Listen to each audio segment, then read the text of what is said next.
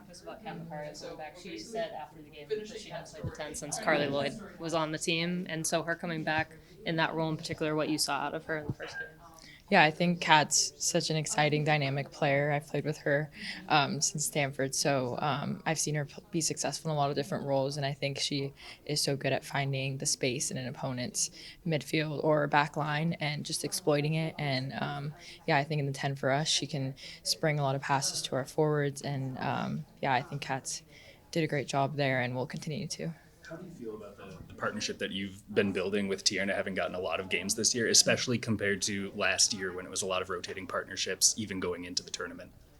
Yeah, I think it's been really great. I love playing with T. I think we had a lot of rotation last year, and this year to be able to build that partnership has been nice. And also knowing that whoever's back there, like we have a set of principles and anyone can fill that role. But I do think when you have that personal connection and you get to know each other's tendencies, it's easier to play together and you know what communication they like to hear or they know what feedback I like to hear. So I think that's been really nice. And I like T's awesome. So playing with her has been great.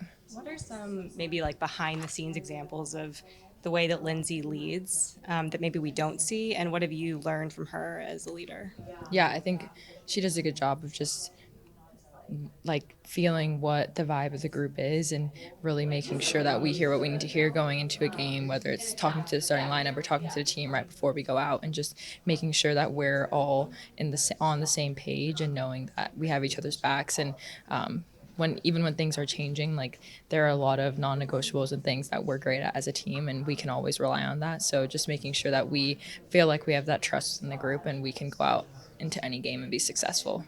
What was it like getting the armband? Have you reflected on that at all? Allowed yourself to?